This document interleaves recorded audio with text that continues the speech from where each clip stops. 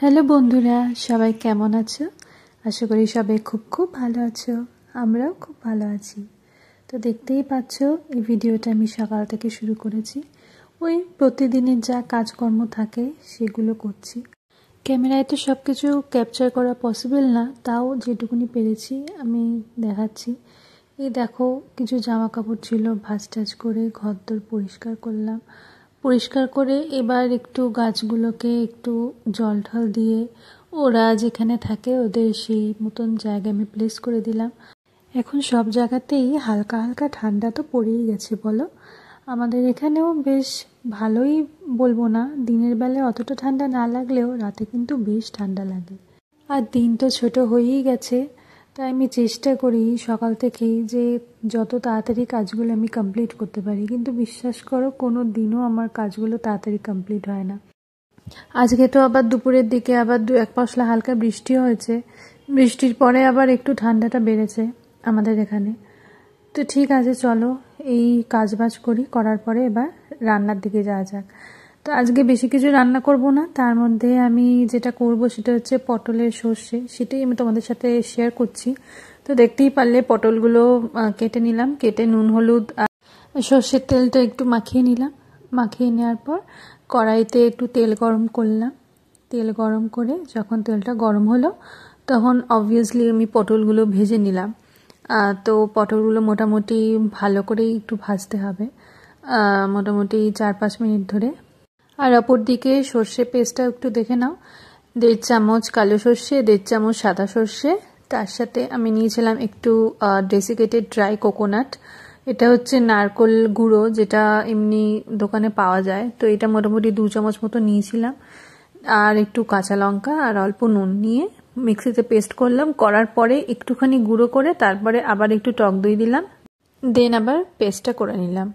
সর্ষেতে একটু নুন আর একটু কাঁচা লঙ্কা দিয়ে তোমরা পারবে, তাহলে সর্ষে কখনো তিতো হয় না। আচ্ছা, তো ব্যাক টু রান্নাতে আবার ফিরে যাই। তো আবার কড়াইতে তোমার পটলগুলো ভাজা টাজা হয়ে যাওয়ার পরে এই জাস্ট পেস্টটা দিয়ে দিলাম, দিয়ে ভালো করে এটা ফ্রাই করে নিলাম, দিয়ে অল্প অল্প জল দিয়ে এটা কষালাম। কষানোর সময় অল্প নুন, অল্প মিষ্টি, এগুলো তো ম্যান্ডেটারি দিতেই হবে। তো এগুলো দিলাম, দেওয়ার পরে যখন মোটামুটি তেল ছেড়ে গেল তখন পটলগুলো দিলাম। পটলগুলো দেওয়ার পরে একটু মাখো মাখো করে নিয়ে তোমরা যে যেরকম ঝোল খাবে সেই অনুযায়ী এটা রেখে দেবে।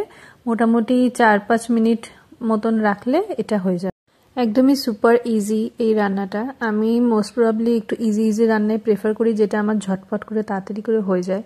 ওকে, তো চলো এবার দেখতেই পাচ্ছ সন্ধ্যেবেলায় আমরা একটু বেরিয়েছিলাম। তো বেরোনোর পরে ভাবলাম একটা ক্যাফেতে যাই, তো আমরা এই ক্যাফেটায় গেছিলাম।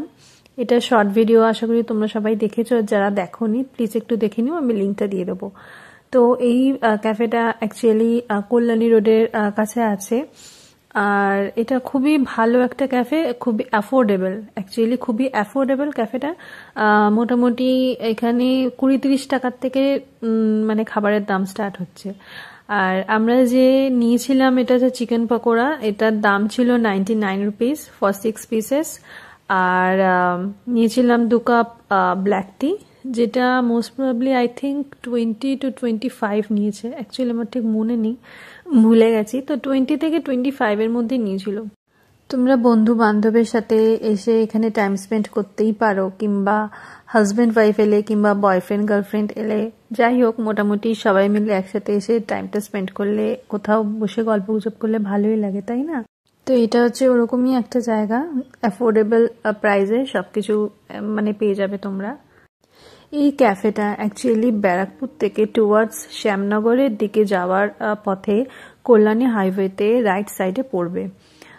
তো তোমরা সবাই এখানে আসতে পারো, আর যদি আসো আমাকে একটু কমেন্টে জানিও যে এই জায়গাটা কেমন লাগলো, ঠিক আছে? তো আমরা মোটামুটি নিজেরা এই পাকোড়া আর চা টা খেয়ে আমার ছেলেদের জন্য কিছু খাবার প্যাক করিয়ে নিয়ে আমরা এখান থেকে বেরোলাম বাড়িতে যাওয়ার জন্য। তো আজকের ভিডিওটা এই অবধি থাক, আশা করি সবার ভালো লেগেছে। যদি ভালো লাগে একটা লাইক, কমেন্ট আর অবশ্যই আমাকে সাবস্ক্রাইব করো আর শেয়ার করতে ভুলো না। আর তোমরা আমার কমিউনিটি বক্সটা প্লিজ চেক করো ফর অ্যাক্সেসরিজের লিঙ্কসগুলোর জন্য, যেগুলো তোমরা ওখানে ক্লিক করলেই সমস্ত কিছু এক জায়গায় পেয়ে যাবে। তো চলো ভিডিওটা শেষ করলাম, দেখা হচ্ছে পরের ভিডিওতে। সবাই ভালো থেকো।